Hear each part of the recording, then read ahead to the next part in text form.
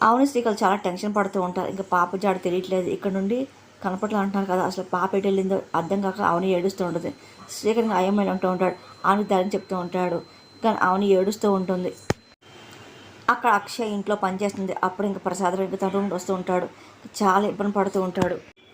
తట్టుకోలేక అరుస్తూ ఉంటాడు. పొట్టనొప్పి బాగా వస్తూ ఉంటుంది. అక్షయ్ చూసి పెద్దయ్య గారు ఏమైంది అడుగుతుంది.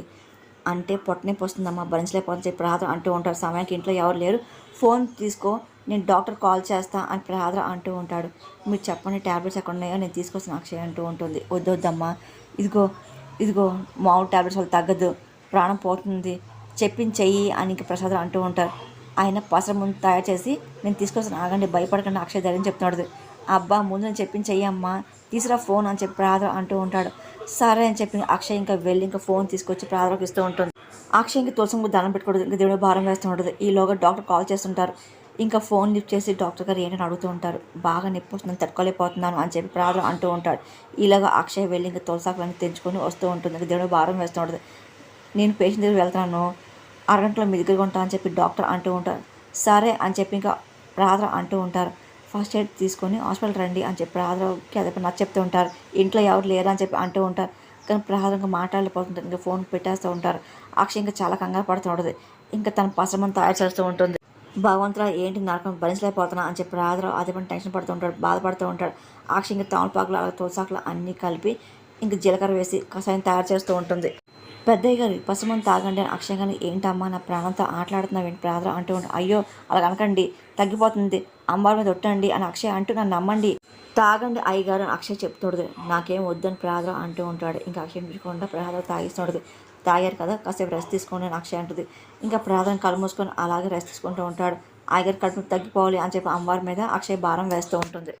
శ్రీకరంగా అక్కడ ఉన్న దగ్గర ఉన్న గుళ్ళు అన్నీ వెళ్తూ ఉంటాడు, అలాగే తెలుసుకుంటూ ఉంటాడు. ఆమెను చాలా టెన్షన్ పడుతూ బయటే ఉంటుంది. ఇంకా రాగానే అడుగుతుంది. అందరినీ అడిగాను కానీ ఎవరు తెలియదు అంటున్నారు అని చెప్పి శ్రీకర్ అంటూ ఉంటాడు. కానీ ఇంకా అదే పనిగా ఆమెను టెన్షన్ పడుతూ ఉంటారు. అంటే 6 సంవత్సరాల క్రితం కదా అందరూ వింతగా చూసి చెప్పి శ్రీకర్ అంటూ ఉంటాడు. అంటే ఒక అద్భుతం జరిగే ముందు ఇలా కష్టాలు ఉంటాయిలే, పద మళ్ళీ ఇంక గుళ్ళు వెళ్ళి అడుగుదాము అవని అనగానే అన్ని గుళ్ళు నేనే వెళ్తున్నాను, ఏ కూతురు గురించి ఒక గుడిలో కూడా అడుగుపెట్టి అడగవేంటి అని చెప్పి శ్రీకర్ అరుస్తూ ఉంటాడు. ఏ నీ అభిప్రాయం నీ బాధ ఉండొచ్చు, కానీ కూతురు జాడ కోసమైనా ఏ నువ్వు నీ మనసు నచ్చకుండా తప్పేంటంట, పోని కూడా అనుకోకు ఓ ప్రదేశం అనుకోండిరా, ఇప్పుడు ఏంటి నష్టం ఏంటి శ్రీకర్ అనగానే నష్టం ఏంటా, ఏ చేయాల్సిన నష్టం అంతా ఆరోగ్యమే చేసేసిందిగా ఇంకేంటంట అని చెప్పి ఆమె కోపం అరుస్తుంటుంది. జరగాల్సిన నష్టం అప్పుడే జరిగిందని చెప్పి ఆమె ఆవేశంగా అరుస్తుంటుంది. కానీ ఇప్పుడు చనిపోయిందని కూతురు బతుకుని చెప్పి ఎన్నో ఆధారాలు సాక్ష్యాన్ని బయటపడిగా శ్రీకర్ అనగానే కానీ ఇంకా నా కూతురు దాచిపెడుతుంది కదా అని నా కూతురు బయట రానే అప్పుడు నేను సాష్టాంగ నమస్కారమే చేస్తా అని చెప్పి ఆమెని అంటూ అప్పుడు అమ్మవారు నాకు పసిపెడుతుంది కదా అప్పుడు దాకా నాకు నేను రానే రాను అని చెప్పి ఆమెని కోపం అంటూ అడుగు పెట్టను, చేతులు ఎత్తి నేను మొక్కను అని చెప్పి ఆశగా మాట్లాడుతుంది.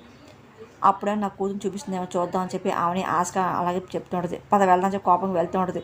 కానీ శ్రీకాంత్ ఇంకా ఏం చేయలేకపోతూ ఉంటాడు. ఇంటి బయలుదేరి ఇంకో గుడికి వెళ్తూ ఉంటారు. అక్కడ ప్రార్థన అప్పుడు ఇంకా నిద్రలేసి ఇంకా చూస్తూ ఉంటాడు. అక్షయ్ వెళ్ళి ఇంకా పాలు కలుపుని తీసుకొచ్చి ఇప్పుడు నొప్పి ఎలా ఉంది అయ్యగారు అని చెప్పి అడుగుతుంది. ఇప్పుడు పర్లేదమ్మా అని ప్రార్థన అనగానే సరే ఈ పాలు తాగని అక్షయిస్తుంది. ఇంకా ప్రార్థన పాలు తాగుతూ ఉంటాడు. అప్పుడు ఇంకా వేద నిహారిక కృష్ణ వాళ్ళందరూ బయటికి వెళ్ళిన వస్తూ ఉంటారు. ఏమైంది అని చెప్పి వేద కంగారు పడుతూ ఉంటుంది, చూస్తూ ఉంటుంది. ఇంకా ప్రార్థన ఇంకా అలాగే చూస్తూ ఉంటారు.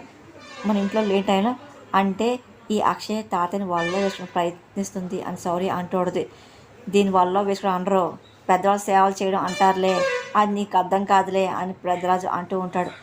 నువ్వు ఊరుకుంటావు ప్రతి విషయంలో, ఎందుకు నువ్వు జోక్యం చేసుకుంటావు వసంత అనగానే నోరు ఉంది నిజాలు మాట్లాడే వసంత అని పెద్దరాజు అనగానే ఇదిగో నా కూతురు చుకం చేస్తూ బయట దాన్ని పోడుకు అది పద్ధతి కాదు అని కృష్ణ అంటూ ఉంటాడు. ఫస్ట్ నుండి ఇంట్లో జరిగి ఇదే కదా నియారక అంటూ ఉంటుంది. కాసేపు ఆగండి అని చెప్పి వేద ఆపుతుంది. ఏమండి ఏమైంది ఎందుకలా నీరసం కనబడుతున్నారు అని చెప్పి వేద ఆడుతుంది. అప్పుడు ప్రాధాన్యత వచ్చాను అని చెప్పి డాక్టర్ అని వస్తూ ఉంటాడు, ట్రీట్మెంట్ చేసి సిద్ధమవుతూ ఉంటారు. కానీ కుటుంబ సభ్యులు ఎవరికి అర్థంగా కంగారు పడుతూ ఉంటారు, ఇంకా ట్రీట్మెంట్ చేస్తూ ఉంటారు. అదేంటి మా వారు బాగానే ఉన్నారు కదా మీరేం ట్రీట్మెంట్ చేస్తున్న విధంగా ఏం మీకు తెలియదా ఏంటంటే డాక్టర్ అంటూ ఉంటారు. అంటే చిన్న ఫంక్షన్ ఉంది అందుకే మేము అందరం బయటికి వెళ్ళాము, ఆయనకి ఎమర్జెన్సీ కాల్ ఉంది రాలేపోయారు, ఏం చేద్దాం మాకు తెలియదు అని వేద అనగానే అరగంట క్రితం కడుపు నొప్పితో బాధపడుతూ నాకు ఫోన్ చేశారండి అని చెప్పి డాక్టర్ జరిగిన విషయం అంతా చెప్తూ ఉంటారు. ఇంకా అందరు కంగారు పడుతూ ఉంటారు. ఇంకా ఎవరికి అర్థం కాదు ప్రాథమిక వింటూ ఉంటారు. అంటే అపెండిక్స్ సైడ్ ఏమో కంగారుగా వచ్చాను కానీ అదేం కాదనుకుంటే ఇప్పుడు బాగానే ఉన్నారు, చాలా ప్రాబ్లం అనుకున్నాను, కానీ ఇప్పుడు బాగానే ఉన్నారని చెప్పి డాక్టర్ అంటూ ఉంటారు. అయ్యో నాకు ఫోన్ చేయడం వేద అనగానే అందరు ఫంక్షన్లో ఉంటారు కదా, ఎందుకు మిమ్మల్ని కంగారు పడ్డాం, అందుకే నేను చేయడం ప్రారంభంగానే అదేంటి మీ ఆరోగ్యం కంటే మీకు వచ్చే ఆపద కంటే మాకు ఫంక్షన్ ఎక్కువ ఏంటి అని వేద బాధపడుతూ అడుగుతూ ఉంటుంది. ఇంకా అందరూ అలాగే చూస్తుంటారు. అప్పుడే అవని శ్రీకలు వస్తూ ఉంటారు. అసలు ఏమైంది అని చెప్పి శ్రీకలు అంటూ ఉంటారు. ఏమైందా నాన్న కడుపు నొప్పి వచ్చిందంటే, ఏ మీరు ఇంట్లో ఉండొచ్చుగా, ఊరి మీద బలాలు తిరగపోతే అని కృష్ణ అరుస్తూ ఉంటాడు. ఇంకా అవని శ్రీకలు కంగారు పడుతూ ఉంటారు. మా అయ్య ఇప్పుడు ఎలాగ ఉంది మీకు అని అవనంగా అంటే మెట్టు మీద దిగుతున్నాను, సడన్గా కడుపు నొప్పి వచ్చిందమ్మా, తట్టుకోలేకపోయాను, చాలా బాధపడ్డాను అని చెప్పి నాకు కళ్ళ ముందు ప్రాణం పోతుంది అనిపించింది అని ప్రార్థన మాటలు అందరూ బాధపడుతూ ఉంటారు. ఇంకా ఇబ్బందిగా చూస్తూ ఉంటారు. ఏంటి అలా మాట్లాడుతున్న వేద ఆడుతుంది. అవును నాకు ఆ క్షణం అలాగే అనిపించింది, అసలు ఆకర్షణ కనపడ్డాయి, చావు చివరి అంచులో కనపడినట్టు అనిపించింది నాకు అని ప్రార్థన అంటున్నారు. అయ్యో అదేంటండి అని వేద ఆపుతూ ఉంటుంది. కానీ భార్య బెడ్లో కూతురు మనవరాలు అందరూ విడిచి వెళ్ళిపోతుందని చెప్పి అనిపించింది ప్రారంభంగానే. అయ్యో ఏంటి అలా మాట్లాడుతాను వేద బాధపడుతూ అంటుంది. ఆ సమయంలో దేవతల అక్షయ్య ఏదో కషాయం కలిపించి నాకు తాగించింది, నేను వద్దు వద్దన్నా సరే నన్ను అసలు బుజ్జగించి మరి తాగించింది ప్రార్థన అంటూ ఉంటారు. ఇంకా అలాగే వేద చూస్తూ ఉంటుంది. ఆ సమయంలో అసలు దేవతలా వచ్చింది కాపాడింతానే అని చెప్పి మొత్తం ప్రార్థన చెప్తూ ఉంటారు. కొనువిపుడితో ఉన్నవాడు గొంతులో సంజీవి పోసినట్టుగా, అమృతం పోసినట్టుగా, తోస్తీతం పోసినట్టు పోసింది అని ప్రార్థన గొప్పగా చెప్తూ ఉంటాడు. సరే చాలా కోపం వస్తుంది, అంతే 5 నిమిషాల్లో అసలు కడుపుని మొత్తం మాయమైపోయిందని ప్రార్థన చెప్తూ ఉంటాడు. పోయి అనుకున్న ప్రాణం తిరిగి వచ్చాయి అని చెప్తూ ఉంటారు. అక్షయ్ వాళ్ళే అని చెప్పి మొత్తం అంతా పొగుడుతూ ఉంటారు. కృష్ణ సౌరికి చాలా కోపం వస్తుంటుంది.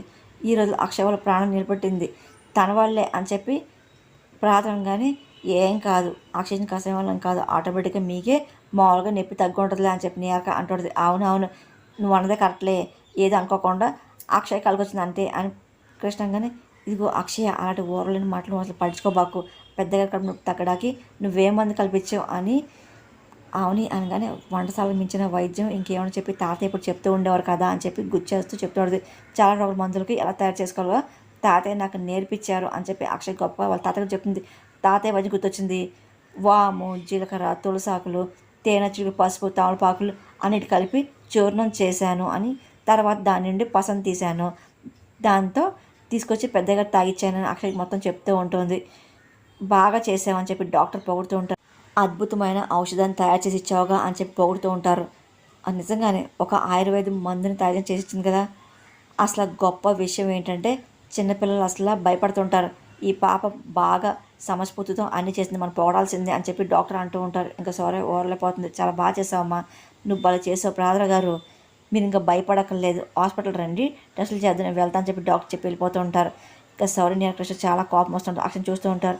డాక్టర్ ఏం మెచ్చుకున్నారు అంటారు, ఇప్పుడేమంటారు అని చెప్పి శేఖర్ అనగానే, ఆయన మీరు అసలు గుర్తించిపోయినా పర్లేదు ఒకరు గుర్తింపుని, కానీ మీరు అసలు అవమానించద్దు అని అవుని అంటాడు. అసలు అక్షయ్ ఎవరనుకుంటున్నారు, సాక్షాత్ అమ్మోరు తల్లి అని పెద్ద అంటూ ఉంటాడు. నువ్వు ఆపోయ్యా ఏంటి అయినా ఎందుకు నువ్వు లేనిపోయిన గొడవలు పెడతాను చెప్పి వస్తుంది ఆపుతుంది. అసలు ఏంటో ఏ నూరు పూస్తుందో ఏంటో అని చెప్పి అక్షయ్ని చూస్తూ నేరకంటది. అమ్మ ఏమనకండి అక్షయ్ని అని చెప్పేసి ప్రార్థన ఆపుతూ ఉంటారు. ఇంకా వేద చాలా సంతోషపడి అక్షయ రామ్మ అని చెప్పి దగ్గర తీసుకుని గట్టి హక్ చేస్తుంది. అది చూసి ఇంకా శౌర్య ఓరలిపోతుంది, ఇంకా కోపం చూస్తుంటుంది.